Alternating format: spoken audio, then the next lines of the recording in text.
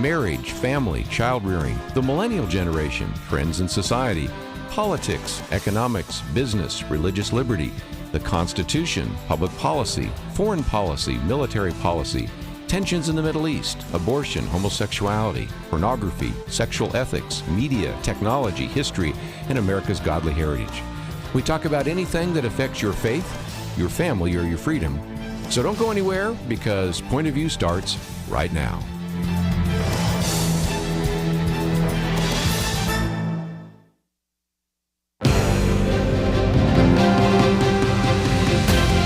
Across America, live. This is Point of View.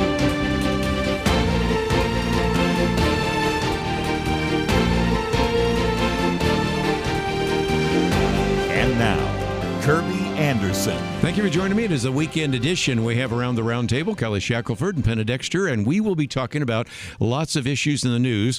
Will we ever actually fund the government after today? And I think the question is more and more doubtful. And you might remember we started last week with the take action idea of avoid a government shutdown, and I think we were prescient in that regard, because we are going to be talking about that. Of course, we get an update on some issues of religious liberty and much more, so we are privileged, as always, to have Kelly Shackelford, CEO and Chief Counsel for First Liberty, and Penna Dexter, co-host. And thank you for hosting on Tuesday with It was Tim. fun. That was a great interview, and I'm so grateful that you did it, and thank you for being here today. Well, it's fun. You know, we've been talking about good vibes, but the good vibes are kind of, there's a little break from the good vibes right now, but I think they'll come back. Well, one good vibe that we talked about, Kelly, last week was the fact that 2 weeks ago we had Keisha in here, and they said you can't have a Bible club. And I thought, have you not actually looked at, number one, the fact that there was an Equal Access Act and there's a United States Constitution and some constitutional amendments? Last week announced that, I think good news, they actually can have a Bible club in New York. Yeah, it was one of the more unusual cases we've had, because what happened is somebody at the school told them she was not going to have a Bible club, and we tried to talk to them, and it didn't work, and so we sent a letter to the school district informing them of federal law, and they didn't even respond to us. The next thing we know, the media was calling us because they had told the media, "Oh no, she's allowed to have a Bible club, no problem here." And then the person who told us that was no longer working at the school district. So it was an odd thing. They decided to go to the media, and the media is the one that told us we had won. But the law is on our side here, and so if you have a child, a grandchild, anybody who wants to have a Bible club at school, they have every right to have a Bible club at school. And if they have any problem, they can let us know. So that was a good little victory for Christmas. I might just mention a couple of university ones. I have the one about Bethesda University, but it occurred to me, we have a lot of listeners in Georgia, and some of them said, what's going on at Georgia State? Because you have an evangelist there, like Cliff Connectley, or, of course, we're going to have Ray Comfort on Monday. And these are individuals that do kind of an open-air evangelism, but you have to be within the free speech zone. Yes. Talk about that for a minute. Even if it's raining. Yes. Yeah, exactly. I mean, literally, you're not allowed to sit down and have lunch with somebody who you both want to have lunch together and then talk about your faith. Yeah. You have to get up and leave and go to the free speech zone in the pouring rain. These are hard to understand. I mean, some people really need to listen to Point of View and understand that there's this First Amendment thing. And anyway, so it's crazy. But the Bethesda you mentioned that we'll get to, I guess, in a little bit too. Let's do it. Right. I mean, that's all the way to the Supreme Court. And we've got people. I mean, if you haven't heard of the Bethesda, I know you can go to pointofview.net. Yeah, but explain it all. We have not talked about that. It's a really important case, because what happened is you have a Pentecostal university, and they removed some people from the board who were not Pentecostal. And California said, no, you can't do that.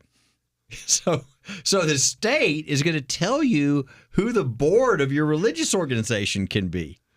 And below, they didn't think there was any problem with that. Hey, they're just Ninth Circuit. Yeah. And so this is a really important case, because we're seeing a lot of this now. We're even seeing some religious leaders And I find that a lot of times these religious leaders are people who are in hierarchies, hierarchical type denominations, where they don't have to worry about this as much, but they're pushing for what's called a neutral principles approach, which means the government, as long as they're neutral, they can just do whatever they want. So, if you have these disputes, the government can just follow their neutral principles. They're not as worried because they have to defer to a hierarchical structure and whatever is decided within that structure. But, of course, most Baptist churches, evangelical churches, et cetera, across the country are not in some sort of hierarchy. And the idea that the government can come into their board and tell them who can be who can be an elder and who can't be an elder, this is a pretty serious thing. So we just filed that at the Supreme Court. And the good news is, there's about 8,000 requests a year to the Supreme Court to take a case, and they took 58 last year. So, it's uphill sledding. But the last time they took one of our cases was just a couple of years ago. You can file an amicus brief. Amicus briefs are like, what you're saying is, I'm not the party in this case, but this will impact me. And so I want to spend the time and money to do this brief to make sure that my interests are being considered. Well, you can imagine if there's 8,000 requests and they only take 58, most people will not spend the money to do an amicus brief. The last time they took one of our cases, in fact, 2 of the last 3 cases they took of ours at the Supreme Court, we had 10 amicus briefs filed. That's a lot, right?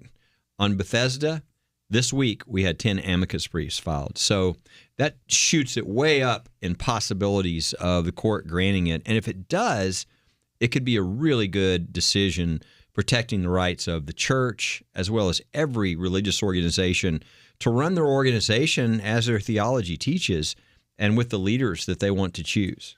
It's not surprising to me that you have so many amicus briefs because of the threat to some of these groups. One of them is CARE, Counsel on American Islamic Relations. Yeah. They're worried about, being told who can, run their organization. That's right. Coalition for Jewish Values, Patrick Henry College, Association of Christian Schools, International. So, these organizations, they have a lot to gain if you win. This is one of those things that really everybody should be in favor of, right? You would think so.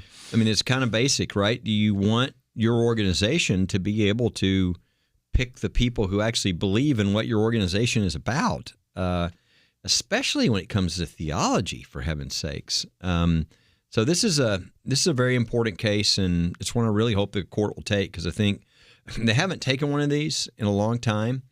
They've taken some about what's called the ministerial exception, right? And I remember that. But this is a little different. This really goes more to the guts. There's this doctrine called church autonomy. It's also called ecclesiastical abstention. And what it really is saying is the secular courts have no authority over certain things. Nor expertise even. Yeah. And so they can't tell you who your pastor or who your rabbi is. They can't tell you who your board is. They can't tell you what your theology is. They can't tell you what's required for somebody to be a member or maybe even being expelled from being a member. And that is kind of basic. So you're supposed to just throw those cases right out of court because they don't have the authority to do that. So this is they haven't dealt with that really direct on in a good while, and I think it's really important because this neutral principles approach is being tried all over the country. Well, let's take a break, and when we come back, I want to get into this first article, Good Riddance to the 108th Congress. We haven't gotten rid of them yet, and that has been one of those issues of the shutdown. If you go to firstliberty.org, you'll see a little pop-up that says Hope Through Courage, and they have a matching grant there as well. Lots of information, and that's also our first article on the website. We'll be back with more right after this.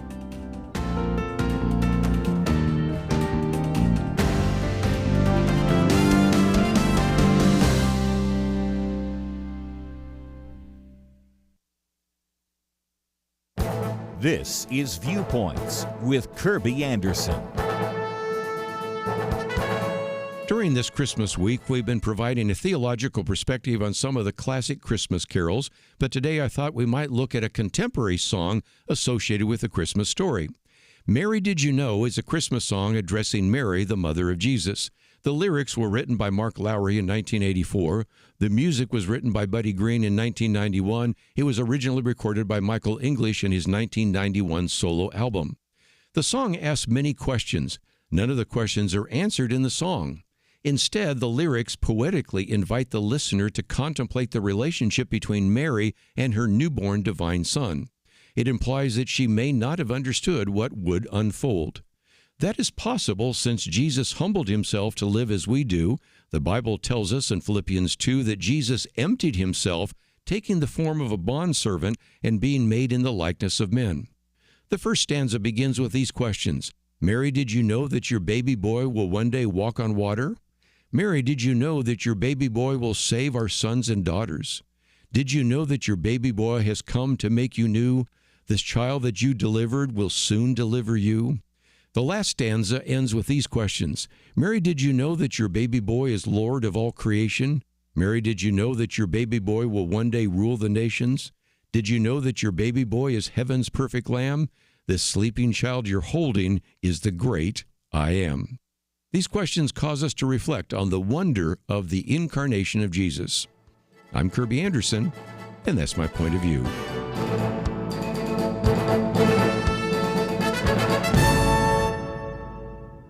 Go deeper on topics like you just heard by visiting pointofview.net.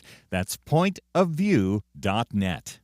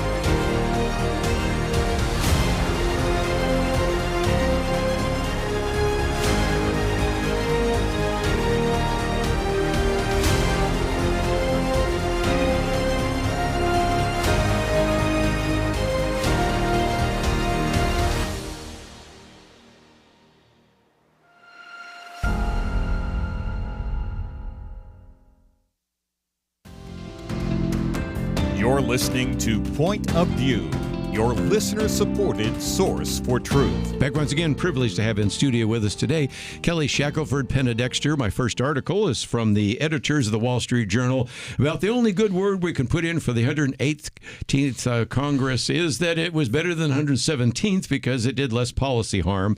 But the idea is there was a continuing resolution which would have extended the funding of the government from today to March 14th. Well, that didn't go anywhere because of Elon Musk. We'll talk more about that in just a minute. And then there was another proposal put forward, and that didn't go very well either. I'm not sure whether Mike Johnson will be Speaker of the House next year, but the real blame in some respects goes to the fact we're not passing a budget. The House many times will pass a budget, but this article reminds us that Chuck Schumer did not pass a budget, and that's even after you've had many of the appropriations bills that were passed because of Susan Collins and Patty McMurray. But the bottom line is Chuck Schumer didn't even bring them to the floor. And so I think the last time I looked it up, 1996 was the last time we've had a budget. Penna, that's just not the way to run a government. It's not the way to run a government.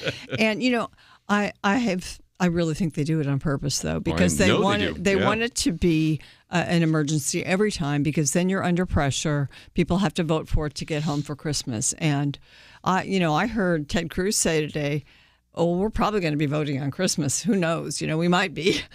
But I know they don't want to do that. But the bottom line really is the one that was out there that Elon Musk, Ramaswamy, and Trump came in and sort of torpedoed because they got so many people to weigh in on it. It's good they blocked it. I think that sends a message that we had an election.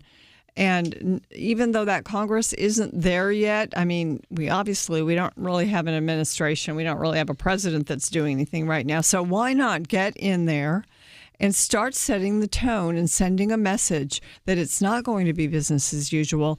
There are realities on the table, and that is the House is so closely divided that you cannot get a CR without Democrats. You have to have Democrats. But I think this process that's taking place now, they'll vote again. I heard they may split these CR bills, even though it's pretty skinny right now. It still didn't pass. So maybe split it into 3 parts. Maybe the debt ceiling will be a separate part. Mm-hmm.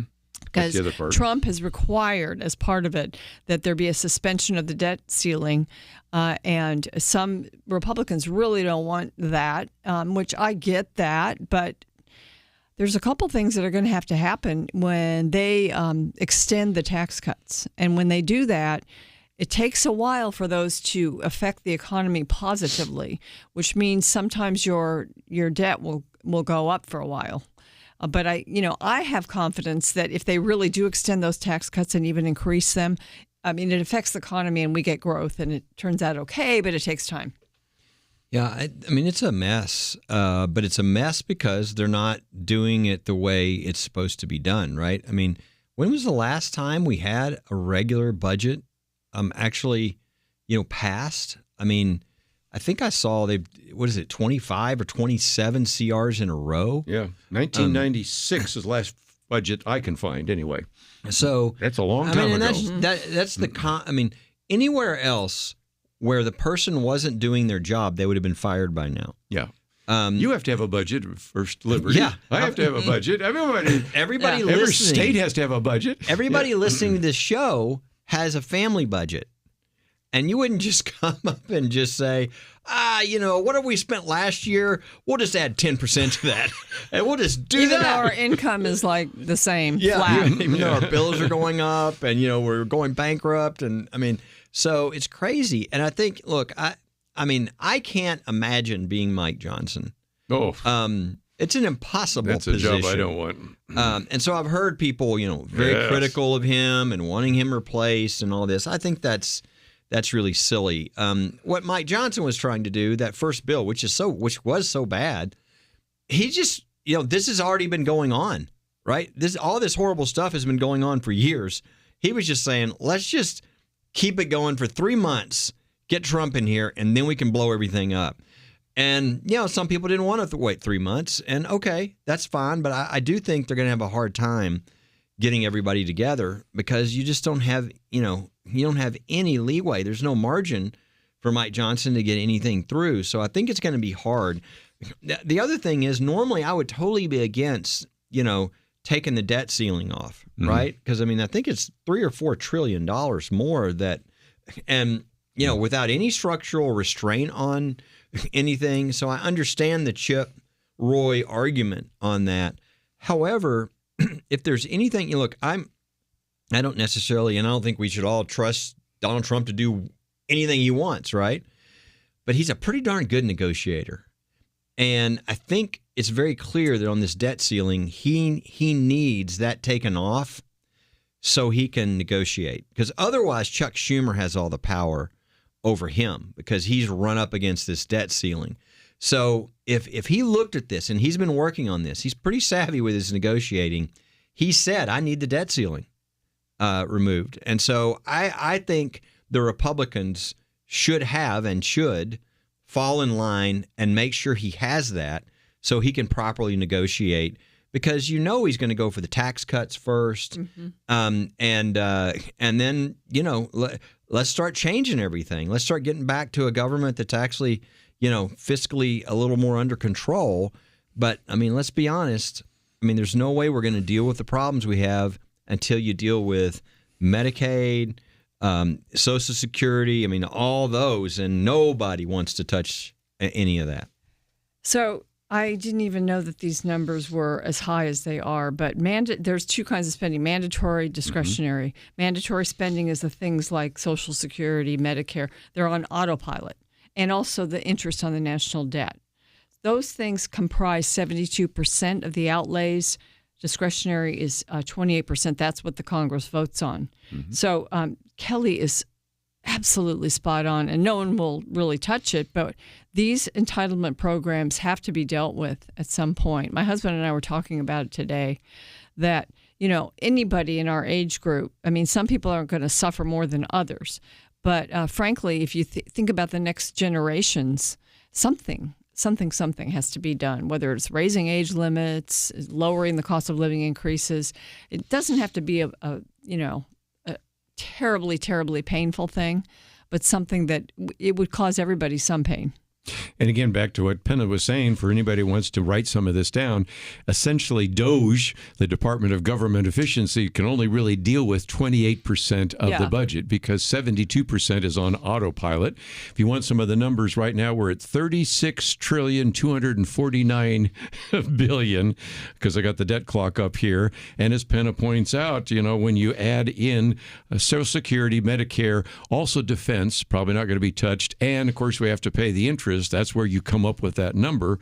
And if you want to actually take this letter that we have suggested that you write, you might have to modify it a little bit. But I thought there was 2 points that I might make again if you want to put that in your letter. First of all, the last time we had a budget, 1996, the first particular CR, continuing resolution, was 1,547 pages, 1,547 pages. This is not the way to run a government. And it seems to me that if you want to send a letter to your 2 United States senators or even to your representative, you can go to our Take Action item. And we've been talking about this for 2 weeks, and now we're right up against the deadline. When you go back to the founders and think about the Constitution that they wrote, the government that they formed, all that 72%, none of that was supposed to be part of what the federal government did. They weren't supposed to provide our health care or our income or, any of that. I mean, that was supposed to be up to individual families. And now they do, and they provide so many programs for people. So, some of them, is a safety net, and we've made we just made that calculation. We're going to be that way as a country, but it's over the top now. Yes. Well, let's take a break. And first of all, let me just mention that we do have a link there that says Give the Gift of Truth. Point of View has a $125,000 matching challenge. And so if you would want to support us, you don't have to wait till December 30th or 31st, although I know both of you are going to be here on December 31st for those last people that like to procrastinate till the last few days. But already I've seen some gifts coming in. So it's a dollar for dollar match for Point of View. I just mentioned a minute ago, Kelly, you also have one at First Liberty, and you've got a match there as well. So if you appreciate what they're doing right now, if you appreciate what we're doing, we encourage you to go to the website, which is pointofview.net.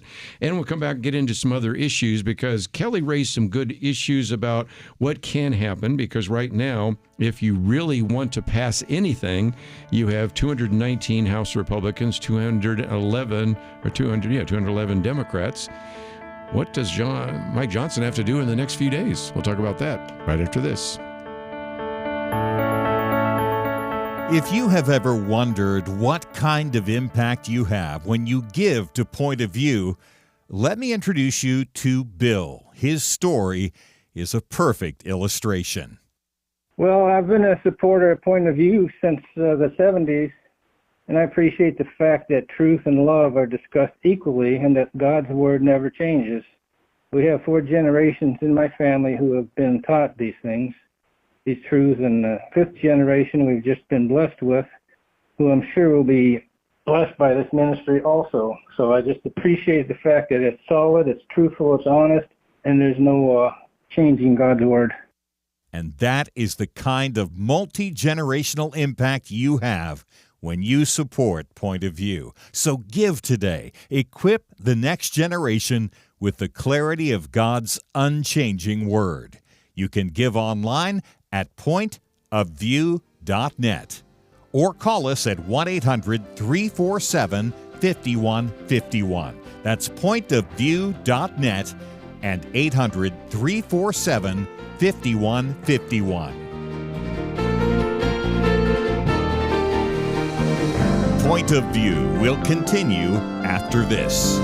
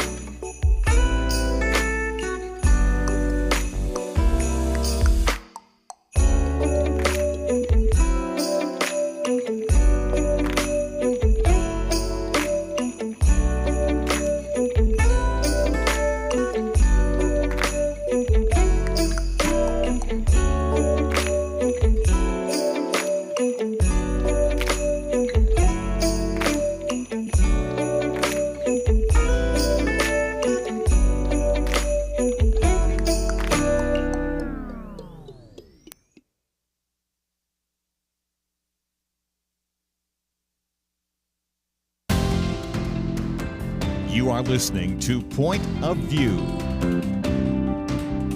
The opinions expressed on Point of View do not necessarily reflect the views of the management or staff of this station. And now, here again is Kerby Anderson. Back once again, we are certainly focusing some time and attention on not only Congress, but this continuing resolution. And let me quote from Gary Bauer for just a minute and get Penna's comments, because he points out that he says some people are telling Speaker Mike Johnson, there was an election, get with the program. And he said, yes, there's an election, but the results are not in place yet, first of all.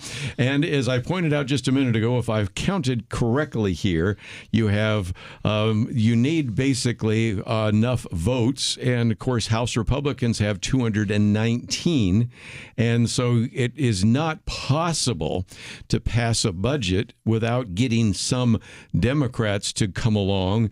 And then when you have a couple of conservatives, we mentioned one of those, Chip Roy, that are opposed to spending the bill, then you have to start saying, well, what do we do? Well, Congressman X wants this, Congressman Y wants this. Welcome to being Speaker. Yeah. This is how sausage is made. And of course, then they were even talking about increasing the pay for members of Congress, which was falsely reported as increasing pay raise of $60,000. It was $6,000. Yeah. But then you go through some of the other things in here which are really concerning, Penna, because in that 1,500 pages, there was a global engagement center, which I think would be the attempt to censor any individuals. There was a benefit going to Big Pharma. The bill would actually prevent Congress from investigating Liz Cheney and the January 6th. Then, of course, if you look at the Global Disinformation Index, which is actually one that is somehow related to the Global Engagement Center. Some people even said, Penna, that might affect Washington Examiner, Real Clear Politics, The Federalist, The Daily Wire, Newsmax. So there's good reasons why people were against the bill, but there is still sausage, as they said, being made. And poor Mike Johnson, and all of us around the table know him, is the one that's getting all the flack, but he doesn't have the necessary votes even with the Republican Party, does he? I wanted to add one more piece of it that I thought was really wacky, and that is the bill said that criminals should no longer be called criminal offenders, but instead they're to be called justice-involved individuals. So we still got, we've still got the woke, in the bill. So and that's the thing, because this bill started last summer as 22 pages, and the idea was to make it very, very simple. And just get it done, get us over into the next administration.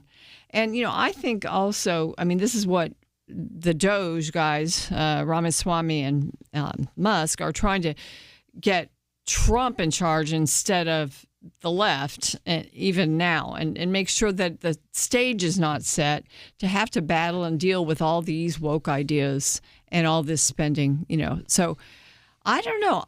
People say that Mike Johnson could lose his job. I feel like in the end, this might be a blessing for him, because then that one that had 1,500 pages of garbage in it will not pass. That whatever does pass, which hopefully they do something, will be better, and it will be simpler. And Mike will be able to, everybody will look back and say, "Wow, he managed that." Nobody got everything they wanted. That's politics, especially in a very, very divided House. So we'll see. You got to pray for that. The thing that people don't, they often forget, especially when they're looking at the House, is that there's a Senate, and the Senate.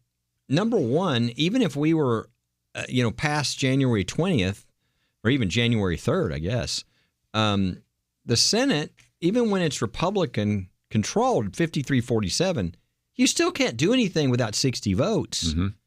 So this idea that, you just need to be conservative and push this through. Well, you can't pass it. Okay, yeah. You can play, fantasy land and kind of be in your own little dreams like you're three. Or you can realize that you've actually got to pass something. Now, put all the pressure you want publicly and all this, but you do have to get 60 votes to get it through the Senate. Right. And now, at this particular moment, you don't even have control of the Senate. Schumer is running the Senate right now. So I just, I think sometimes people forget how all this works, and and they it's like they expect somebody to perform some sort of miracle, and you just can't do that. You've got all these people that actually have their own minds and their own agendas, and it's very difficult when you have this kind of very narrow. Now, if you want to do what should be done with our budgeting and all that, you put a lot of fiscal conservative people in there, and you give a cushion. Now you can start doing things, but you need it in the Senate and the House, both. I was just thinking, you mentioned a minute ago that this seems like it was intentional. Penna pointed out the fact that started out as a 20-page bill, and the one that was dropped on people's desk, and I've seen a few people, whether it's a Rand Paul or I think Nancy Mason, a few others, and they show this stack of 1,500 pages. This wasn't written yesterday. No. This was written over the last 6 months with the idea that we want to have a crisis, and then we want to push through all of that. Did you see Elon Musk's picture on Twitter? Yeah, that one too. The 1,500 page with one day later the 100 and whatever. It was amazing what happened in that one. 24 hours. Yes.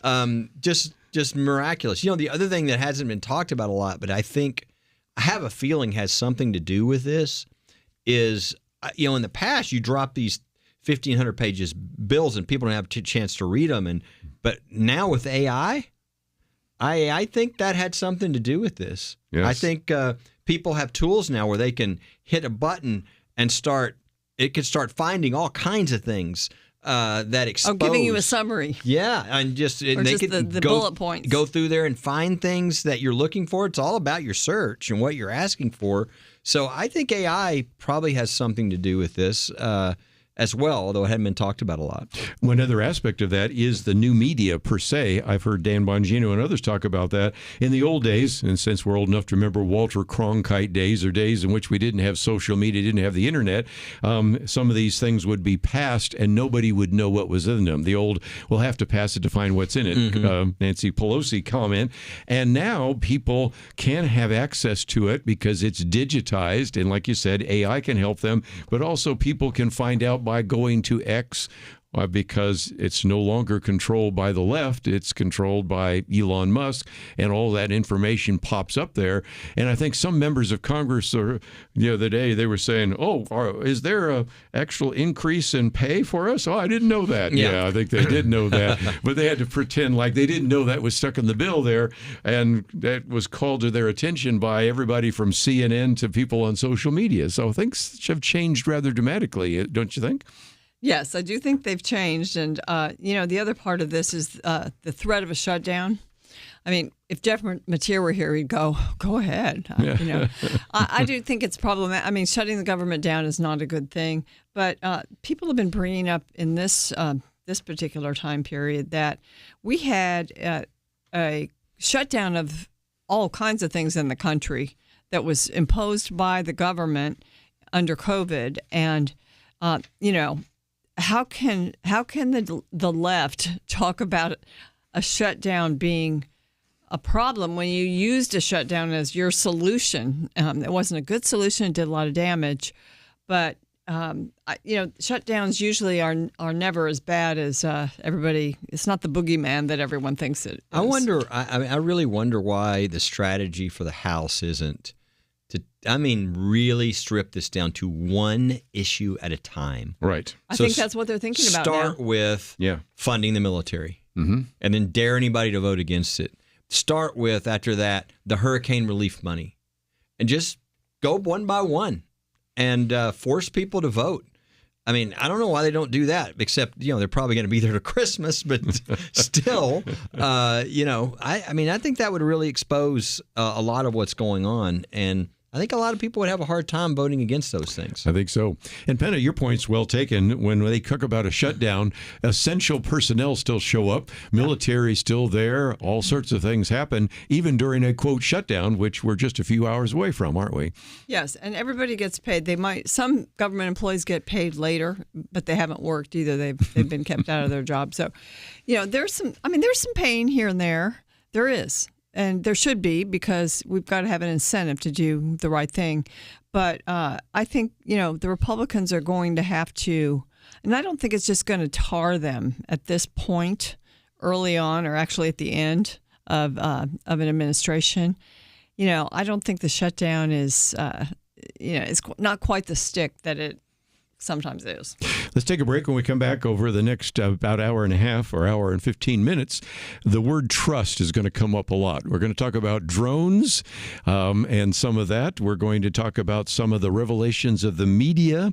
We're going to talk about a number of things. And this whole idea of trust, I think, will be front and center. Also, you'll be able to see or listen to Penna Dexter's commentary. We're going to talk about that as well. And, of course, there's still a take action item: avoid a government shutdown. Look like we're headed for one. And if you want to tell your members of Congress, we've made it easy for you to contact them. We'll be right back.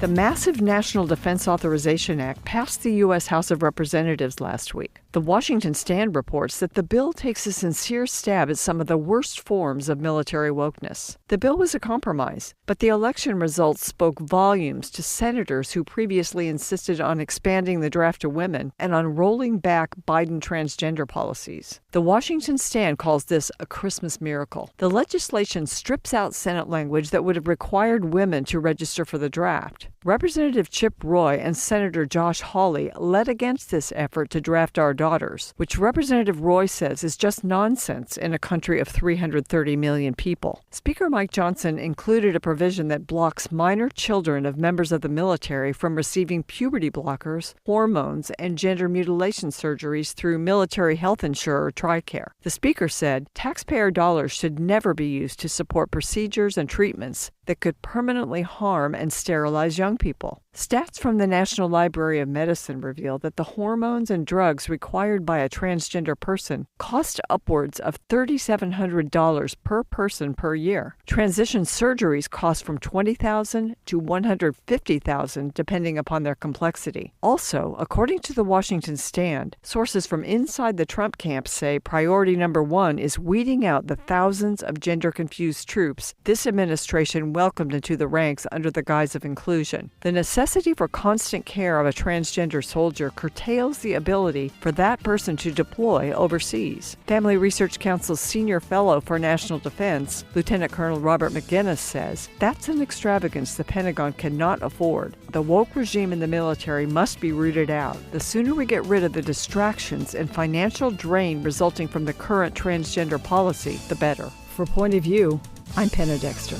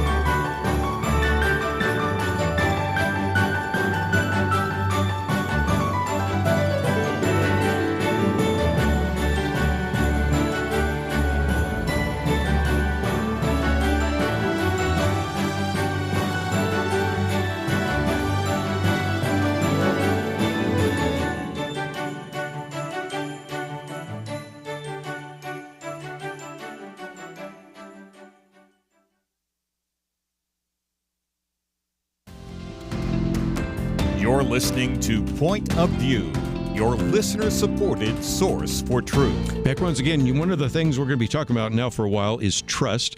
First of all, trust in government. A little bit later, we're going to talk about trust in the media.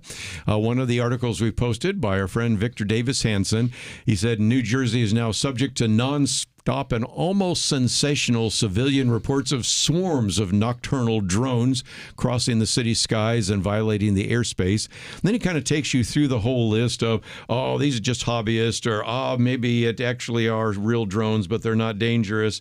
Now, of course, we got Representative Michael McCall, who we've had on the program many times, saying, oh, no, I think they're coming from China. But this issue of trust at a time when we don't trust the government anyway. Penna, we've been through this with the pandemic, the lockdown, the virus, where did the virus come from, the vaccines, the masks, the 6 feet, all the kinds of things that we dealt with that.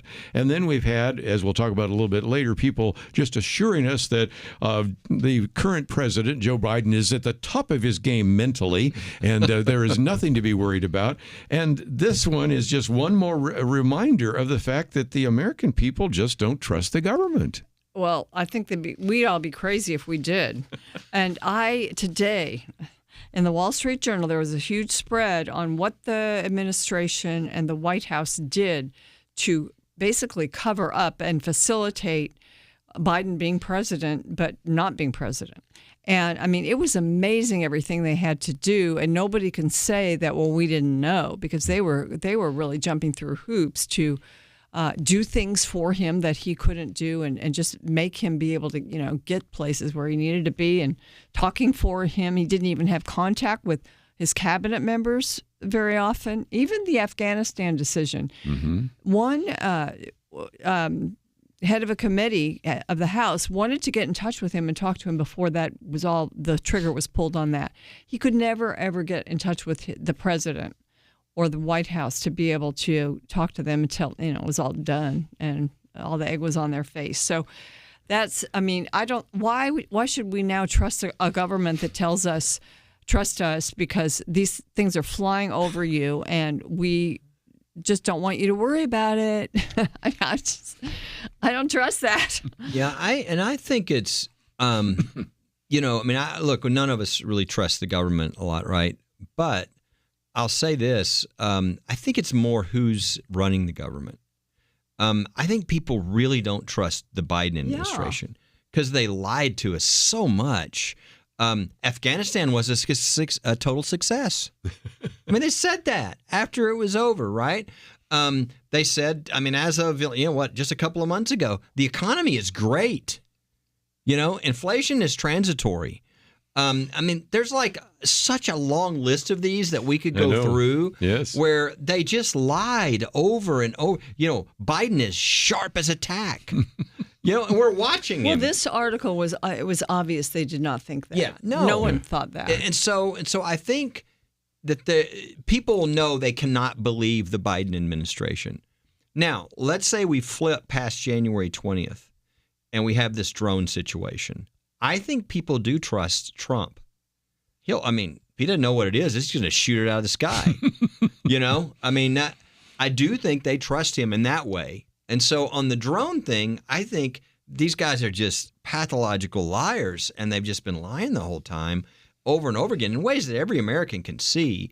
But I think that will change with Trump in there. I think that they know he's not going to allow some drone that we don't know where it is or where it's from to be in the skies above American cities. So I do think that'll be fascinating. I have a feeling this drone problem is going to leave before Trump gets in office on January 20th. Remember the Chinese spy balloon floating across the country and nothing was done, right?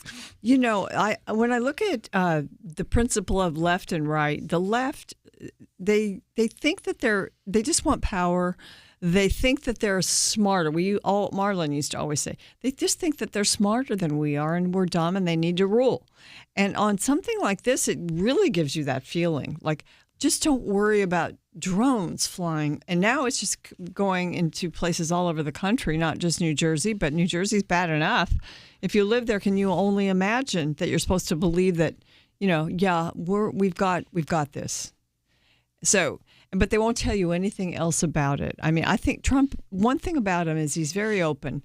He does interviews. He tells you a bit about his thinking. His press conference the other day went on for, 90 minutes? They're so refreshing. Yeah. You feel, it's sort of like your stress level goes down. I think we were all a bit stressed as the Biden administration progressed. And it just makes you feel like you at least have a leader.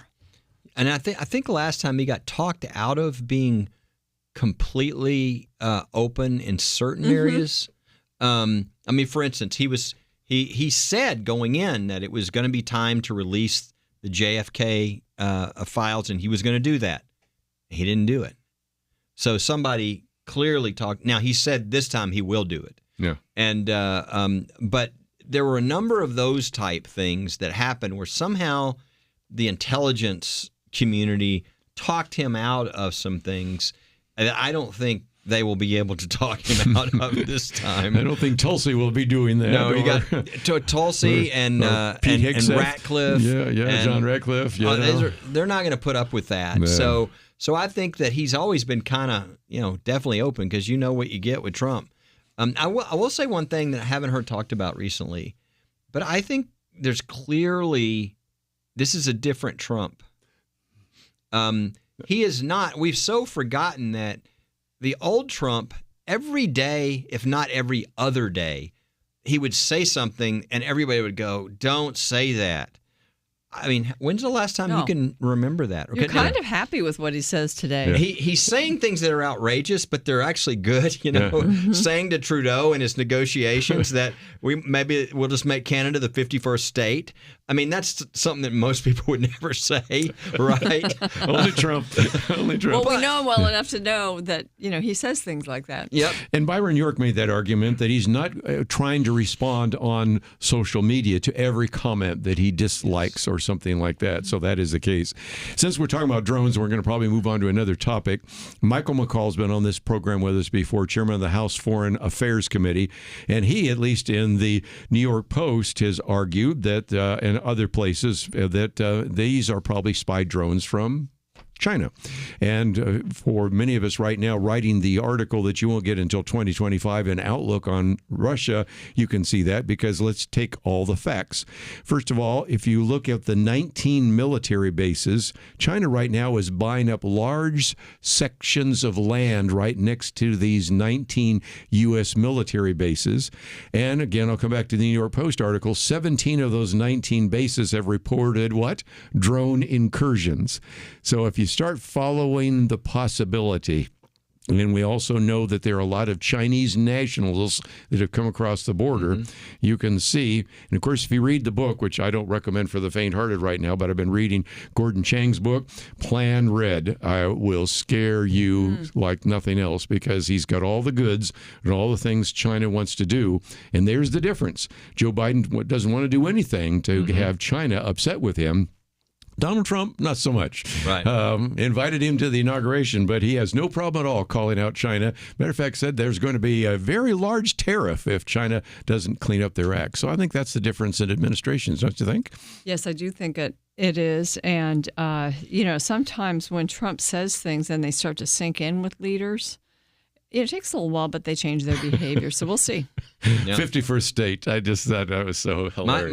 My prediction is China will lay low Yeah. while Trump is here. And they'll hope to wait for another Biden and somebody else that they can play. And Prime Minister Trudeau looks like he's not going to be in office this time next year. So that's part of the Trump effect. We'll talk about that, but we need to take a break. Come back with a lot more right after these important messages.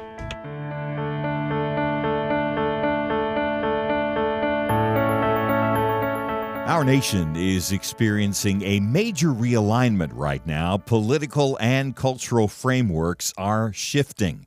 Perhaps for the first time in a long time, some things are starting to shift in a positive direction.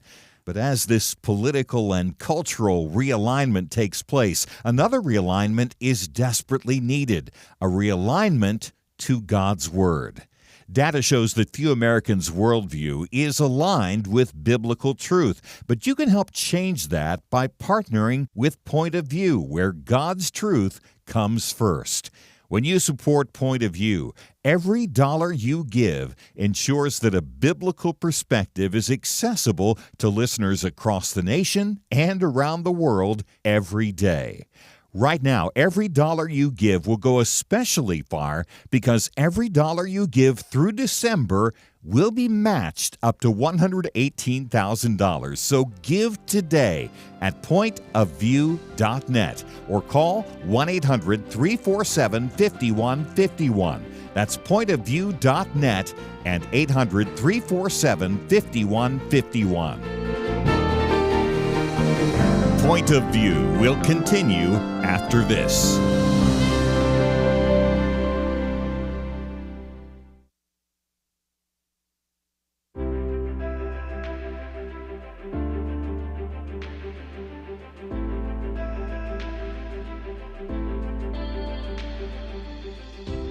I just wanted to tell you, too, how much I have appreciated Point of View over the years. I've always been taught that we take care of our own, and I feel like Point of View is one of our own because of the Christian worldview that you do promote. And so I have become a partner today, and I just want to thank you so much, and just God bless you for all that you do. Listen, I wanted to make a quick comment. I'm a relatively new listener to the show, and I really kind of stumbled upon it more than anything because I'm doing some driving now that I wasn't in the past.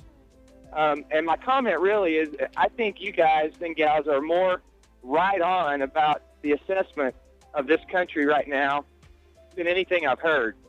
You know, I go home and I tell my wife, you've got to hear what they're talking about on the show. It's just so right on. And I tell my parents the same thing. I'm 25 years old, and I started listening to Point of View about 4 years ago, and it has changed the way that I think and the way that I view the world around me. Point of View Radio Talk Show.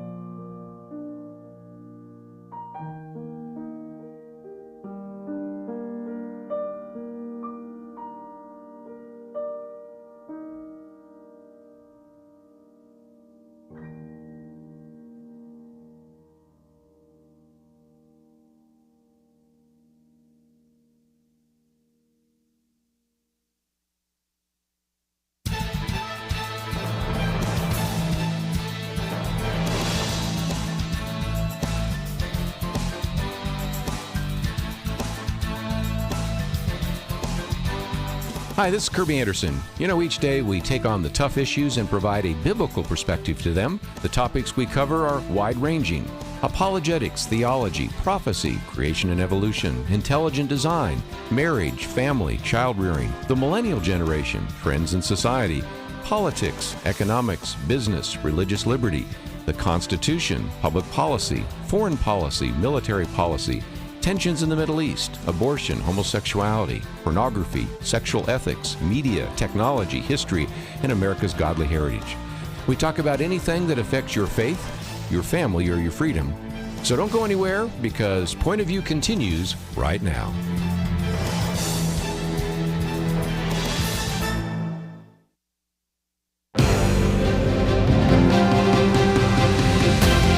Across America, live. This is Point of View.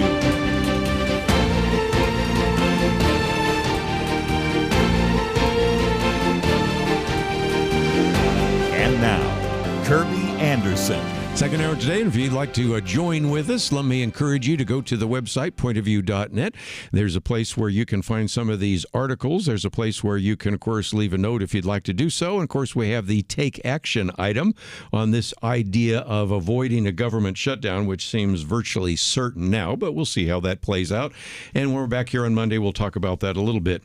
We will continue this theme about trust in just a few minutes, maybe in a segment or two, when we talk about whether we trust the media. No, we don't trust them anymore in the government. But I did post an article by Conrad Black, who, by the way, has written an outstanding book on history, which is so thick I don't know how we could cover it all. But this one, Trump Begets a Resurrection of Common Sense. And I'd also pair it with one that we posted the other day by Byron York. Trump is under attack less. His popularity is rising. And, of course, what will the resistance do?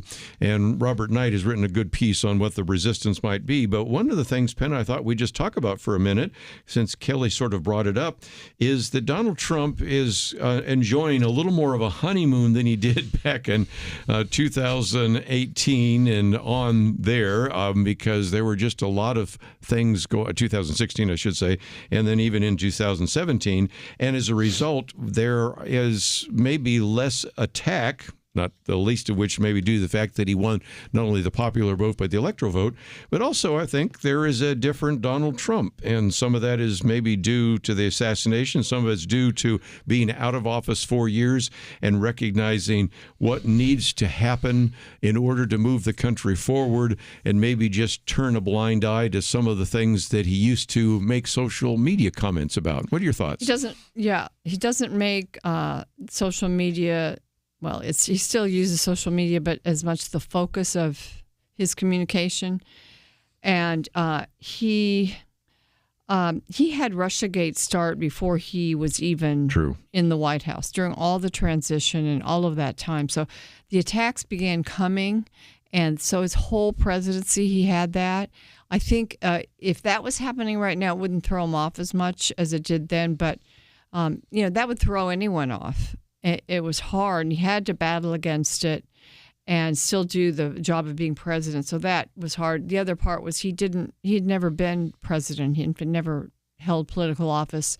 So there was a lot that he had to learn. He is a quick study, so he's learned it. He knows how to be president now. That's what I feel like. He knows how to be president. The other part of common sense is there was the whole progressive woke agenda that was beginning to really, really explode when he came into office, and I think it threw him for a loop a bit, and so now they're very aware of it, and they're going to clean it out. They're starting to clean it out already, and my commentary this week is about the military.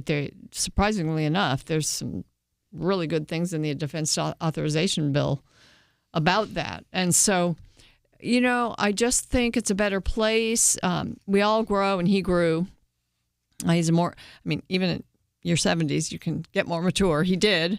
And he's got the confidence, and he knows what he wants to do, and he has some time to do it. He surrounded himself with people that will be good supports instead of fighting against him. That's another part of it. He had a lot of people that were recommended by the RNC in his cabinet. This time, they're all his people. Or they will be. But they're already working. Seems like they're already working. It's, I agree with all that. But I also think something's changed in him. That's why I mentioned the assassination. Yeah, and I think the You've assassination. Been around him. I've never met him, but you've been around him. We've all seen him give statements after the assassination, months after the assassination attempt, where he said he knew God saved his life. Yeah. And I think that has, again, slightly toned him down. I mean, we don't want him totally toned down. We want him, the people that elected him, put him in there to shake things up and throw the tables over, right? But, I mean, everybody said over the last, 7 years, he's just going to do that stuff with Twitter, and everybody kind of gave up on that, right? He's always going to hurt himself. And I think the most conservatives felt like he governed really well. I mean, what he got done as president was amazing, especially in the middle of everything that was coming at him from all different directions. But his political skills and his way he was presented publicly, he was his own worst enemy, everybody was saying. And, he's pretty smart at negotiating and at doing all these things. Maybe it took him a while, but he's kind of learned that, he can get a lot more done if he'll stop on that stuff to a point. Now, he's going to flare out, but it's very different from, it was almost every day, right? Donald Trump, attacks a disabled person. It was like, there was something crazy every day. And that usually for most politicians, they would be done, in 24 hours, but he somehow survived it. But boy, that is really changed. And I don't really know totally what that was, if somebody had a talk with him, if God had a talk with him after the assassination attempt, but it's very different right now. The other thing is maybe you don't feel like you have to sort of strike out as much when you have people around you. He's got a lot of people around him right now. Right. And so that might help as well. But it's different, and I don't see a lot of articles written about how different that is. Of course, they don't tend to write things. If something improves in Trump, they don't usually like to write on those things. Get that. They like the other direction. I think we as a country have changed too, because we know Trump, and you kind of know what is bothersome and what isn't, in a sense. I'd like to say the media had changed too, but I can't say that. They really haven't. But in a sense, they were given a bit of a coming to though during this election, and they won't ever admit that they were wrong, but. Maybe in some really rare cases, somebody will, but I do think there may be just a little bit more fair reporting going on. Yes. I hope that continues and happens. One of the things that also we might put on the table is that he is a lame duck president. Now, that usually is a negative. You look at sometimes the second part of an 8 years, never quite as good. Lots of problems, whether you look at the second 4 years of Ronald Reagan, the second 4 years of Bill Clinton, second 4 years of George W. Bush.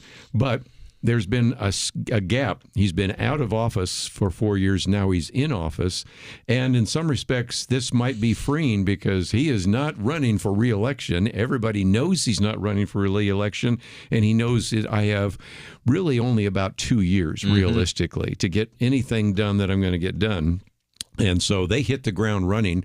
I remember talking with Penna's husband one time about the fact that they were gearing up. He was talking to people saying they were gearing up. And I've never seen so many nominees put forward so quickly. And so as a result, it was sort of like flooding the zone, as we say in football. And so they've been able to maybe pick off Matt Gaetz. They're trying to pick off maybe Pete Hegseth, but they're not going to pick most of them off. And they're going to hit the ground running. And that's going to be different. And then having the fact that he's not worried about what people say about him.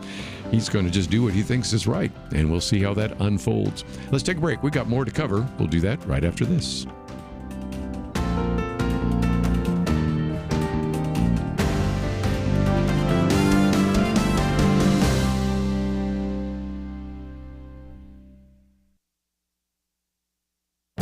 This is Viewpoints with Kerby Anderson. During During this Christmas week, we've been providing a theological perspective on some of the classic Christmas carols, but today I thought we might look at a contemporary song associated with the Christmas story. Mary Did You Know is a Christmas song addressing Mary, the mother of Jesus. The lyrics were written by Mark Lowry in 1984. The music was written by Buddy Green in 1991. It was originally recorded by Michael English in his 1991 solo album. The song asks many questions. None of the questions are answered in the song. Instead, the lyrics poetically invite the listener to contemplate the relationship between Mary and her newborn divine son. It implies that she may not have understood what would unfold. That is possible since Jesus humbled himself to live as we do. The Bible tells us in Philippians 2 that Jesus emptied himself, taking the form of a bondservant and being made in the likeness of men. The first stanza begins with these questions. Mary, did you know that your baby boy will one day walk on water? Mary, did you know that your baby boy will save our sons and daughters? Did you know that your baby boy has come to make you new? This child that you delivered will soon deliver you. The last stanza ends with these questions. Mary, did you know that your baby boy is Lord of all creation? Mary, did you know that your baby boy will one day rule the nations? Did you know that your baby boy is heaven's perfect lamb? This sleeping child you're holding is the great I Am. These questions cause us to reflect on the wonder of the incarnation of Jesus. I'm Kerby Anderson, and that's my point of view.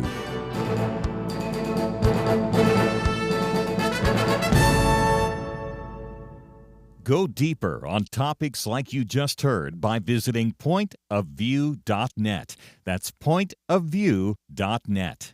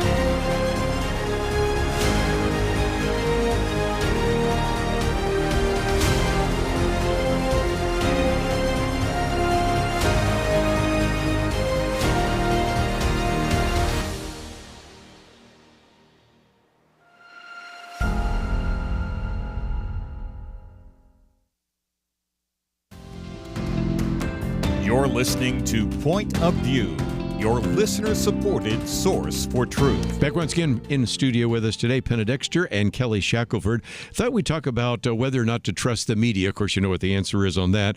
But then I'm going to have Kelly give us a report on a couple of their cases. We did mention, of course, a case that might make its way to the Supreme Court. But, you know, given the fact that the temperatures are starting to drop, and I keep thinking about what it looks like in the state of Ohio right now. We talked about Dad's Place. Want to get an update on that. Penna Dexter's commentary on detransing the military. We'll get to that sooner or later. But Penna, one of the articles we've posted here gets into this issue of the media. And you sort of already raised the issue because when you begin to say, when did at least most of the people in the media know that Joe Biden was not up to the task? You know, he gives examples that even go back when he was nominated and other times before he gave speeches. And there were times in this article in which he points out that the people in these mainstream media knew this because, for example, the New York Times, when he was being possibly going to lose to Pete Buttigieg and Elizabeth Warren and Bernie Sanders and others, New York Times raised the question about his age. A little bit later, when there was the thought that maybe he shouldn't run again, the Washington Post saying Biden turning 80 faces renewed age questions. But then all of a sudden they closed ranks and he's at the top of his game and he's, as Kelly said, sharp as a tack. And then, of course, this Matt Vespa talks about the fact that now we have, and you've got in front of you there, this whole report and the links to which even inside the Oval Office and even inside the executive office building within the executive branch attempts to protect anybody from discovering how really significantly affected and in many cases diminished you had in terms of Joe Biden. So what do we know? It seems like we knew a lot more, and the media wanted to cover up all of it.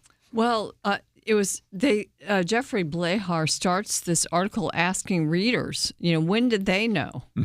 And I'm answering the question as a reader. I'm like, I knew when he was deciding to run. I didn't think he was up to it then. And, so some people, I guess, were like that, but then there were other people that believed it. Mm-hmm. But so Jeffrey Blahar doesn't think the media missed it at all. He thinks they were just part of the cover-up. Before the 2016 campaign, the media was fine with reporting about his age. You remember that? I mean, he did. They did, and that's where I got it. That's where I thought, really, he's going to run for president? It's a very stressful job. It's very responsible. There's a lot at stake, but he went ahead and ran. He went ahead and won. Then 2022, when he turned 80, people thought he wouldn't run again, and they started talking kind of about his age again.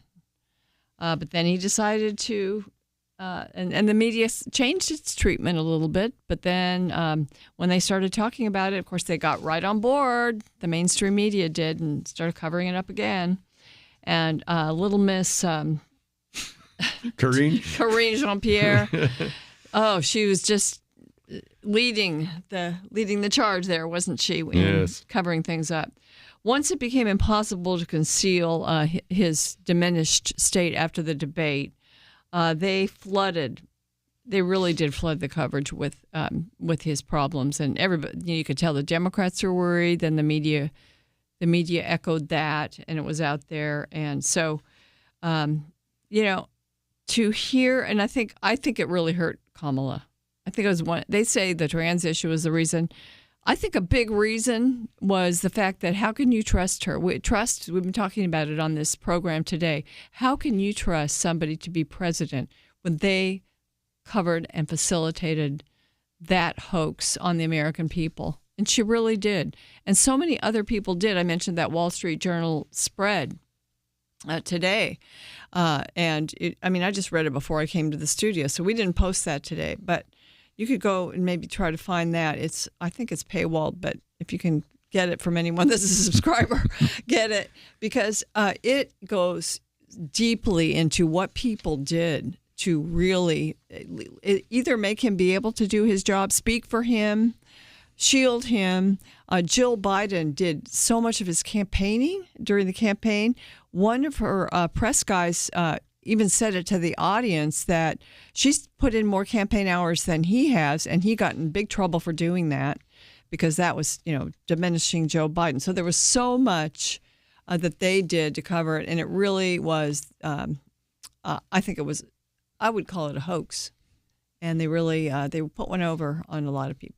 Let me have a little bit of that, and just in case people can't get into the paywall, there's one by Matt Vespa. It's called "When Biden White House Aides Noticed That He Was Mentally Cooked," and they said, first of all, he had advanced age, cognitive decline. They revealed a tightly managed operation to restrict access to him and meticulously manage his public appearances and interactions. The staff designed a highly insulated system to limit his exposure to outsiders, including of members of Congress and the media. His senior advisors act as intermediaries and gatekeepers, ensuring that meetings were short and focused so the president would not lose track. Then they talk about all the people that would step forward.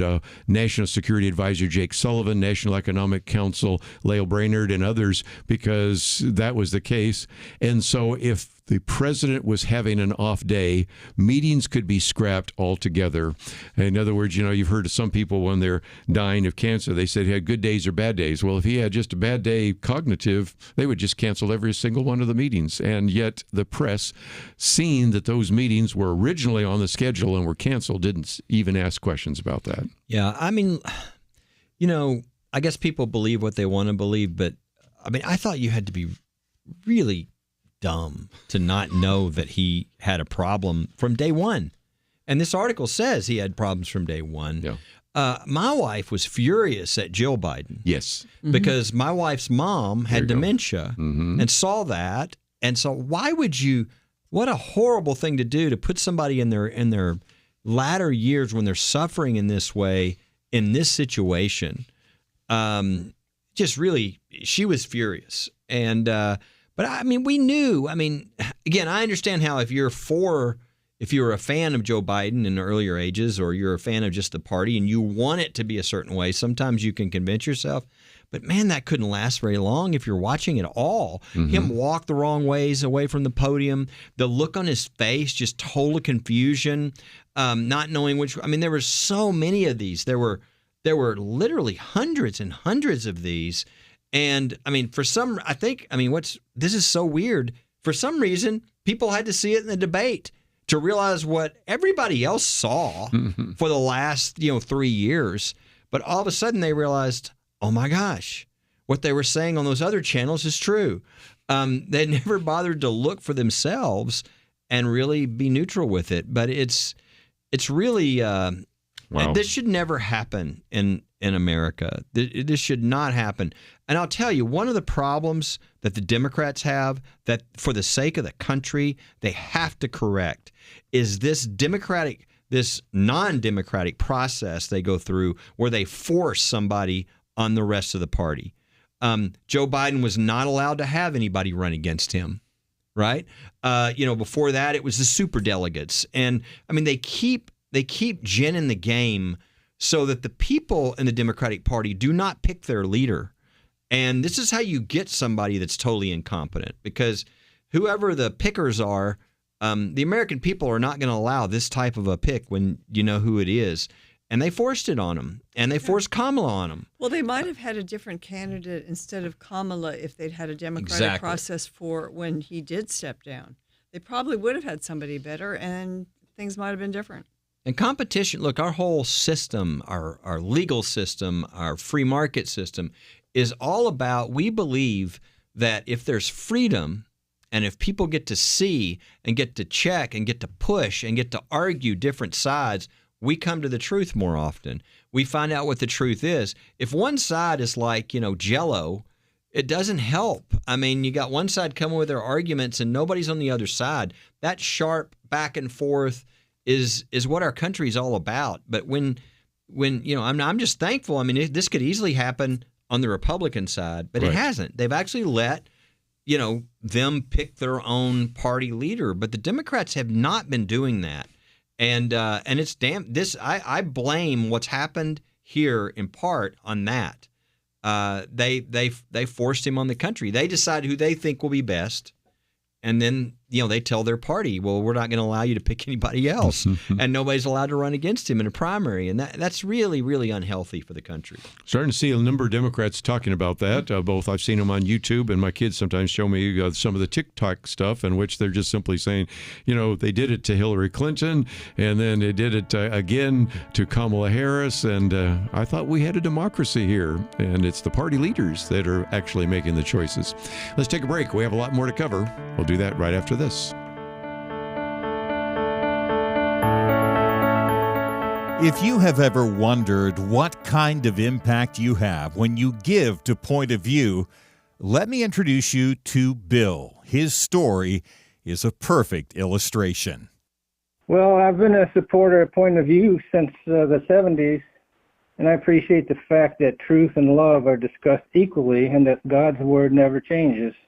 We have 4 generations in my family who have been taught these things, these truths, and the 5th generation we've just been blessed with, who I'm sure will be blessed by this ministry also. So I just appreciate the fact that it's solid, it's truthful, it's honest, and there's no changing God's Word.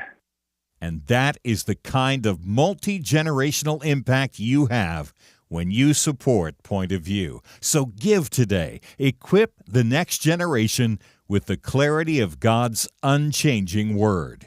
You can give online at pointofview.net or call us at 1-800-347-5151. That's pointofview.net and 800-347-5151. Point of View will continue after this.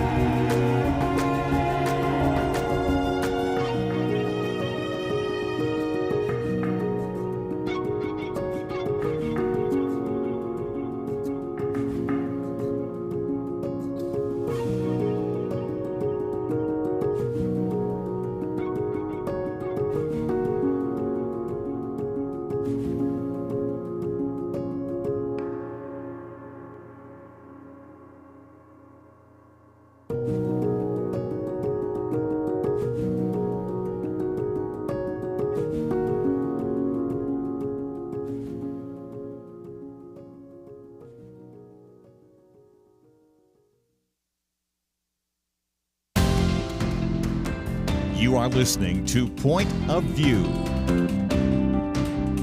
The opinions expressed on Point of View do not necessarily reflect the views of the management or staff of this station. And now, here again is Kerby Anderson.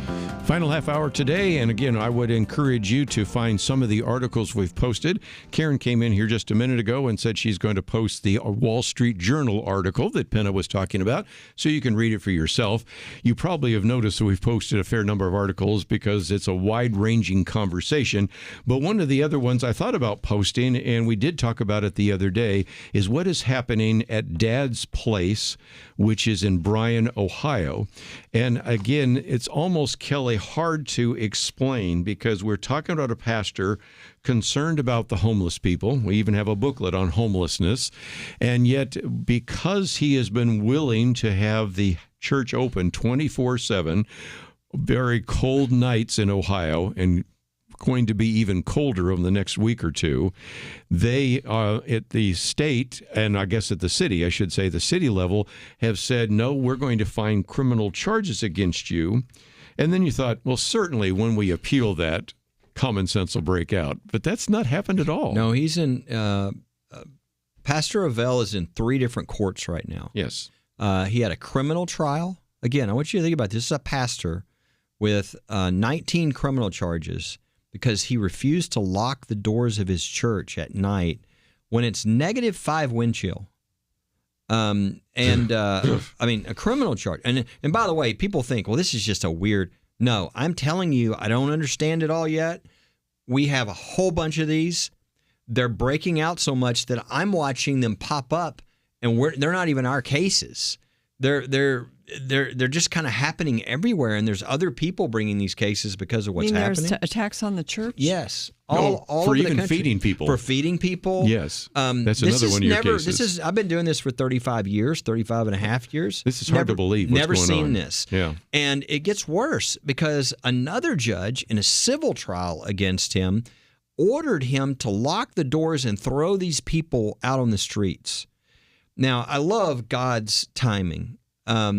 Because we had reached out to the Attorney General of the state of Ohio. And, I mean, of all coincidences, the day he ended up coming, we said, come look at the facility. He came and he looked and saw what they were doing and saw the lives of the people and how they had been changed. With tears in his eyes, he said, I'm with you on this. I'll do everything in my power to make sure this doesn't happen. Later that day, the judge issued this order. What he actually said is, you can only do worship in there. You can only do your services. Well, so guess what they did? So that they wouldn't have to throw anybody out. They had a 24-hour service for as long as they could go. And then we tried to get a stay. But now, when we asked for the stay, we also had a brief being filed by the Attorney General of Ohio. And they issued a stay. But, you know, it's not a permanent stay. It's just temporary. So, I mean, we could find out tomorrow they're trying to throw him out again. Here we go. So I would encourage people, really pray for Pastor Avell. You know, and people might say, why do you do this? You know, well, a couple things. They say, what is their argument? Well, their argument is, let me tell you the why first. Why people do this is some places don't want homeless people in their community. Right. Yeah. And either there's a homeless shelter. Gosh, if these people who are on the street would actually go into a church, maybe they'll stick around. And, you know, they would literally, you know, rather these people go off and die somewhere or leave. And so because there's no explanation, because you'd say, well, what do they say? Well, you're not really zoned to be a homeless shelter. Your sprinkler systems aren't up to date. Well, hold on a second. The hotel across the street, it doesn't have the sprinkler systems you're talking about either. Oh, by the way, the apartments where people sleep every night, they don't have that system either. So it doesn't make sense what they're doing to them, which shows the discriminatory purpose and why the law is on the side of the church. The church has a right to be the church. And, you know, if you want to require something of everybody, you can require it, you know, of everybody. But you can't say that it's okay to sleep in the hotel, but if somebody comes in for some food and falls asleep in a chair in the church, that you're now a criminal. And so I would just encourage people to pray. This case isn't over. It's not going to be over for a while. I'm really thankful for the Attorney General of Ohio. That's going to be an extra really powerful force on our side. And if they haven't seen any of the videos of this, I would encourage them to go. I mean, I know they can go to pointofview.net and click on my deal and go to firstliberty.org. But there's a deal at firstliberty.org called The Insider, and every Friday we'll send you out the biggest things that are happening that week. And when something happens with Pastor Avell, we'll let you know. In fact, I was told that he sent us a really powerful thank you video to everybody who's been behind him and stuck with him, because it's been tough on him. And I think they're going to send that out maybe early next week once they get it, in the right format and everything. So be praying for Pastor Chris Avell and his wife, Lisa, and that whole situation in Bryan, Ohio. I might just mention, too, you can go to firstliberty.org/pastor-Chris, and that'll get you there. We've already posted the one we mentioned just a few minutes ago from the Wall Street Journal. Karen just did that, A Diminished Biden in Charge, in case you would like to read that one. And we can certainly post that link, but, of course, it is easy to find at First Liberty. And, Penna, as we just talked about a minute ago, this isn't just Bryan, Ohio, because you can go to Arizona and talk about a pastor who's just trying to feed people. And there are all sorts of other cases that are not First Liberty cases, which I've started to see, ADF and Beckett and people like that. This seems to be an ongoing issue that these secular institutions, primarily cities, but sometimes counties, are saying, we don't really like the churches anyway, and they're bringing in the wrong kind of people, and we just think we need to close them down. Because first of all, we don't like the fact that they're tax exempt because we're not getting any tax revenue, and second of all, they're bringing the wrong kind of people because they're reaching out to the underbelly of our society. And so these issues aren't just located in one place or the other. It seems to be happening all over the country. So you're fighting a good fight, Kelly, because it's really the church being the church. And there's much in the Word of God about feeding someone who is hungry and caring for those who need Amen. that care right now and who aren't able to care for themselves. And I would just love to see the church and the city cooperating somehow, Amen. but that doesn't seem to be what's happening right now in Bryan, Ohio. Yeah, and look, at the very beginning, Pastor Avell went to the mayor, said, "Hey, let's sit down and talk." She refused to talk to him. She refused to meet with him. So this wasn't about working anything out. Unfortunately, they want this church shut down, and it's, again, as you mentioned, we've got cases in Colorado and Arizona and Ohio. I mean, and I'm seeing even cases pop up now that the attorneys on the case are secular groups. They're not even religious liberty groups. They just see it as government abuse. So it's kind of the new thing, I guess. If you're a pastor and you really want to reach out and do something to make a difference, there are people who want to criminalize. What we're calling it is criminalizing compassion. Prayer targets real quickly, then we'll get into the fact that Penna Dexter has a commentary we want to talk about.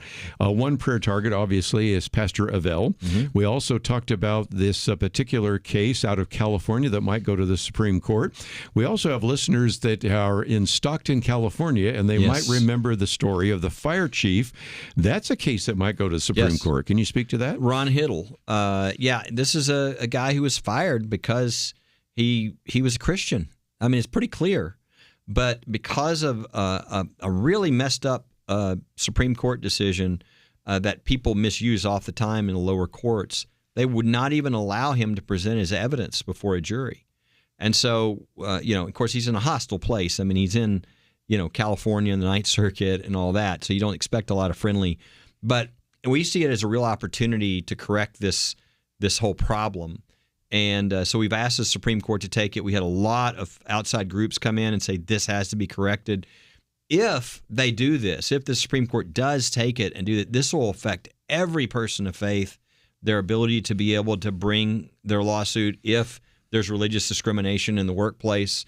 And so it'll affect, hundreds of millions of people across the country. So be praying for that, because obviously it's always uphill to get the Supreme Court to take your case. There's 7,000, sometimes 8,000 requests, and they only take about 60 cases. So odds are against you, but these are much higher odds. The Bethesda case we filed and the Ron Hiddle case, because there's so many outside groups weighing in, that they're probably more like a 20-25% chance. Yeah. Well, if the Supreme Court takes both of those, pray for Kelly Shackelford and the staff.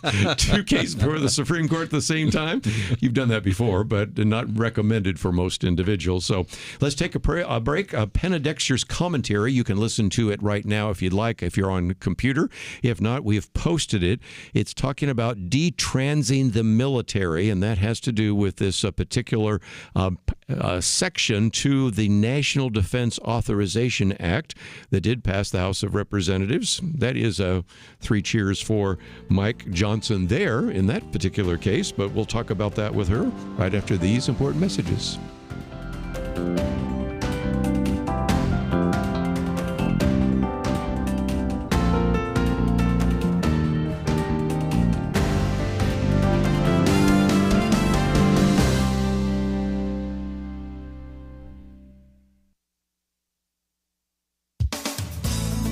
The massive National Defense Authorization Act passed the U.S. House of Representatives last week. The Washington Stand reports that the bill takes a sincere stab at some of the worst forms of military wokeness. The bill was a compromise, but the election results spoke volumes to senators who previously insisted on expanding the draft to women and on rolling back Biden transgender policies. The Washington Stand calls this a Christmas miracle. The legislation strips out Senate language that would have required women to register for the draft. Representative Chip Roy and Senator Josh Hawley led against this effort to draft our daughters, which Representative Roy says is just nonsense in a country of 330 million people. Speaker Mike Johnson included a provision that blocks minor children of members of the military from receiving puberty blockers, hormones, and gender mutilation surgeries through military health insurer TRICARE. The Speaker said taxpayer dollars should never be used to support procedures and treatments that could permanently harm and sterilize young people. Stats from the National Library of Medicine reveal that the hormones and drugs required by a transgender person cost upwards of $3,700 per person per year. Transition surgeries cost from $20,000 to $150,000 depending upon their complexity. Also, according to the Washington Stand, sources from inside the Trump camp say priority number 1 is weeding out the thousands of gender-confused troops this administration welcomed into the ranks under the guise of inclusion. The necessity for constant care of a transgender soldier curtails the ability for that person to deploy overseas. Family Research Council's senior fellow for national defense, Lieutenant Colonel Robert McGinnis, says that's an extravagance the Pentagon cannot afford. The woke regime in the military must be rooted out. The sooner we get rid of the distractions and financial drain resulting from the current transgender policy, the better. For Point of View, I'm Penna Dexter.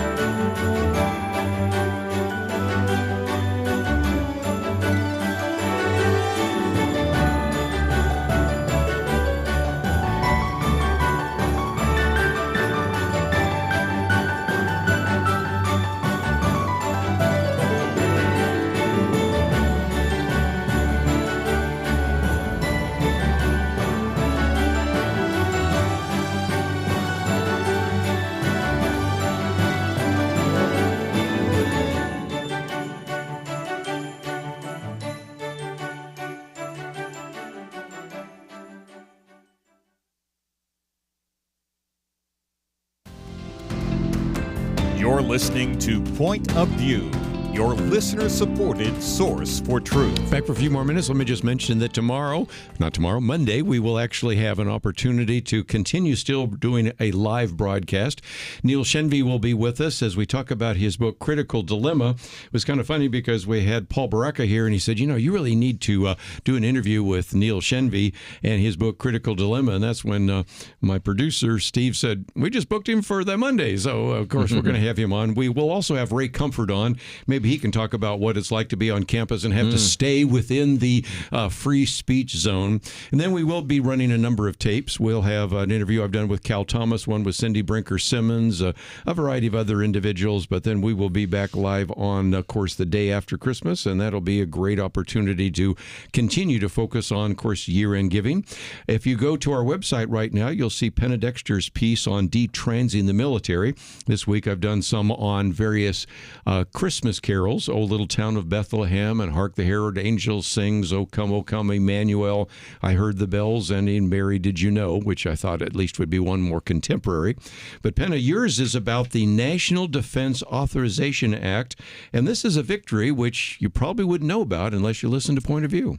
Yeah, it was not a big front page headline or anything, but, for one thing, looking at the military and what's been done to the military as far as the transgender issue, remember back when we were talking about the emperor has no clothes, and we were supposed to look at all these things being done in the military, the funding of transgender,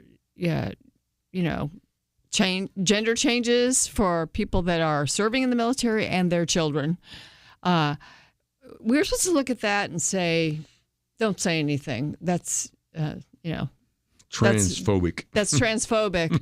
And, that's okay. And, the people in the military brass were, I don't know if they go along with it really, truly, and they're deep in their heart, but they certainly were going along with it and funding it and making it happen. So that's, for years, that's been happening in the military. And we're seeing now a change. It's going to change. It already did change because Mike Johnson made it change. He insisted that the Defense Authorization Act, which is must-pass legislation, but he made sure that some things were in there. And Elaine Donnelly of Center for Military Readiness was very happy about all of it. And I'm going to take, because it's a little more specific than my commentary, some of the things. One of them was, the big one, prohibit TRICARE, which is the military insurance, coverage of certain medical procedures that could result in the sterilization of children. TRICARE had to cover these transgender puberty blockers, hormones, and surgeries for the kids of members of the military.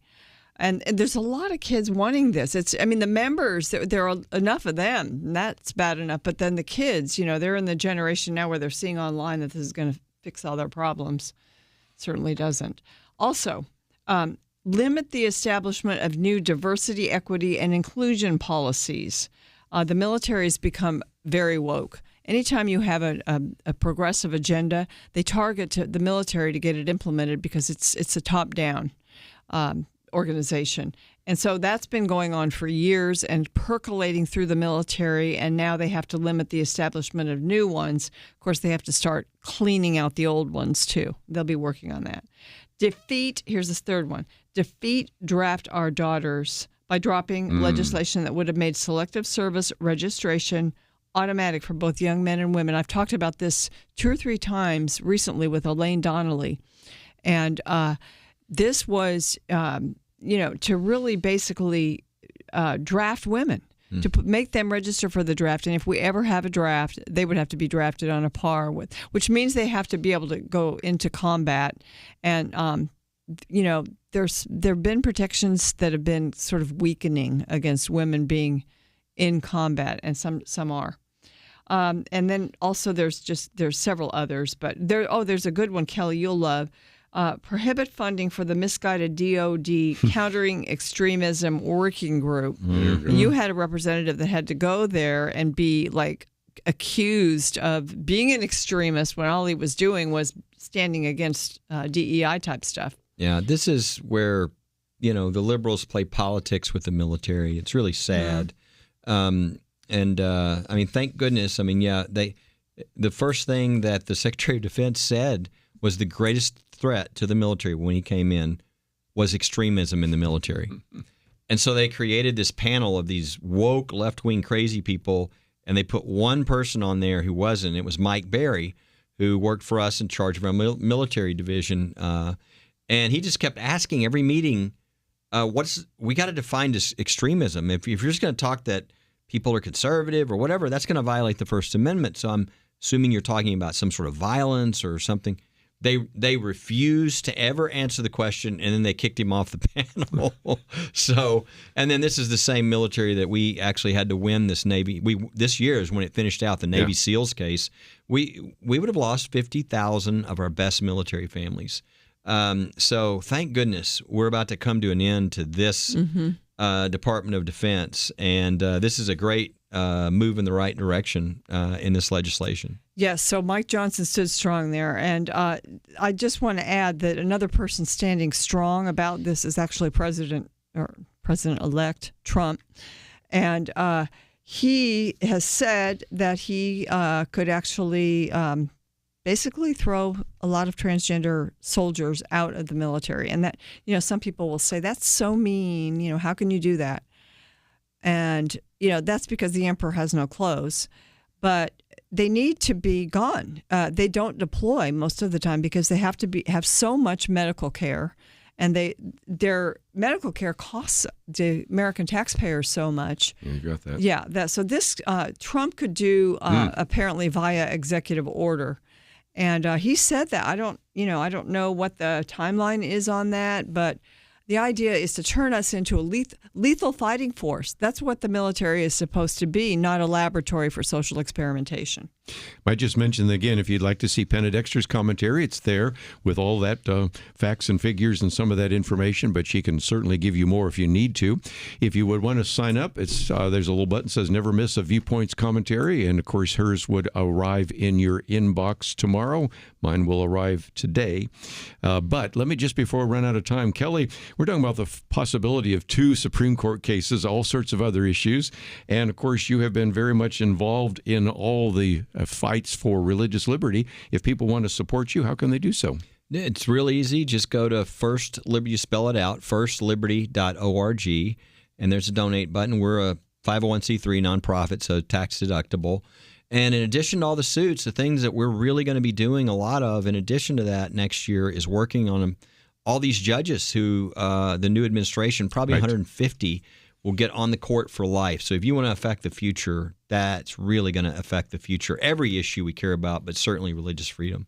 When you go to firstliberty.org, the first thing that pops up is a place where it says Hope Through Courage. Click on the Give Now. First of all, you got a picture of some of the people we've talked about, the fire chief and a variety of other cases that you're dealing with right now. You scroll down, and at the moment, you got $500,000 for a matching fund. You can give once or give monthly. Also, scroll to the bottom there. There's a place where you can also get the FIL. What does that stand for? First Liberty Insider. FLI, I should say. Got it right this time. And all that's available on the website at pointofview.net or at First Liberty. For us, same thing. I might just mention that we have a banner that says Give the Gift of Truth. We also have a matching fund. You don't have to wait to the last day. You can give right now, and that's a dollar for dollar match. But this has been an interesting week because our producer is actually shooting a science fiction film. So that has put a lot of weight on Megan. So Megan, thank you for being both the producer and the engineer. Karen, you've been here for a number of days. I want to thank you for helping produce as well. I want to thank Kelly and Penna. Enjoy the weekend. Got a few games I'm going to be watching. We'll see you back here on Monday right here on Point of View.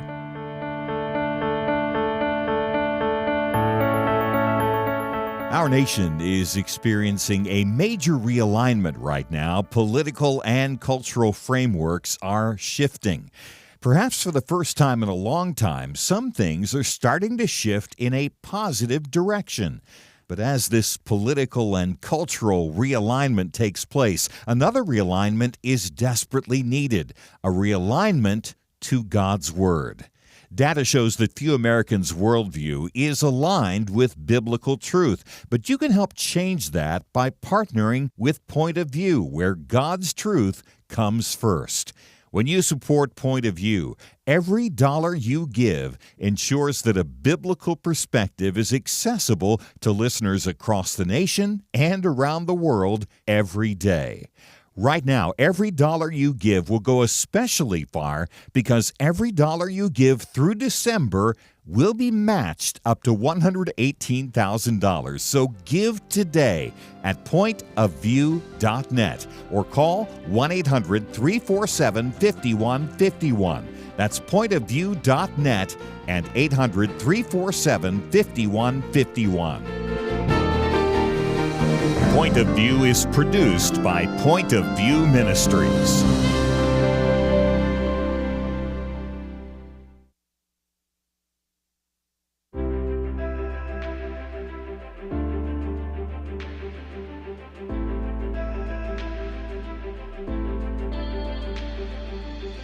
I do appreciate Point of View and what you folks are doing. You really are doing a great job to educate and to help Christian folks do a better job to honor Christ in all that we do. My husband and I are your supporters. We just really appreciate the show and the people you bring on. I just want to commend you guys on your program. I love listening to you. It's a blessing. Been listening to you for several years. Your program has helped my family see current events and elections and politics through the eyes and the principles of Scripture. And that's been enlightening, and we're trying to pass that on to others. I want to say, first of all, that I really enjoyed the Millennial Roundtable, and I love the program altogether. I think Kerby is great, and I really appreciate all of y'all, all that y'all do, and the truth that y'all put out. Hey, great show. Love all your comments and what you're talking about. Thanks again for what you do. Point of View Radio Talk Show.